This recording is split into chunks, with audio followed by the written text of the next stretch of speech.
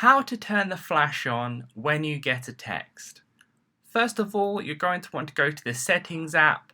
So on the home screen of your iPhone, you will see the Settings app where it's the grey icon with a little cog in the middle. Once you've clicked on that, scroll down until you see Accessibility. Click on that section. Then it will open up a screen where you'll want to scroll down until you see the Hearing section. You'll see the Audio/Visual tab there. Click on that. Once you're on there, go ahead and scroll to the bottom of the page where you'll see the visual section. It should say LED flash for alerts. Go ahead and click on that to make sure it's green to turn the flash on for text.